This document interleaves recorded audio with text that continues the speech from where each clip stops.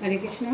আজকে ভগবানের জন্য কী রান্না হয়েছে সেটা আপনাদের সাথে শেয়ার করছি। এখানে ভগবানের ভোগের প্লেট বেড়ে নিয়েছি, আর এখানে কর্নফ্লাওয়ার দিয়ে উচ্ছে ভাজা করে নিয়েছি। এখানে ভগবানের ভোগের প্লেটে উচ্ছেটা দিয়ে দিলাম, আর এখানে অল্প একটু ঘি দিয়ে দিচ্ছি। আর এখানে বেড়ে নিয়েছি চাল কুমড়া ঘন্ট করেছি, মুগ ডাল দিয়ে চাল কুমড়া ঘন্ট। আর এখানে আম দিয়ে টক ডালটাও ভোগের বাটিতে বেড়ে নিয়েছি। আর এখানে করেছি মুলো আর আলু দিয়ে একটা চচ্চড়ি, মানে একটু মাখা মাখা করে, আর একটু লঙ্কা বাটা দিয়েছি, কারণ যেহেতু মুলোটা একটু লঙ্কা বাটা দিলে ভালো লাগে, লঙ্কা বাটা দিয়ে চচ্চড়ি করেছি।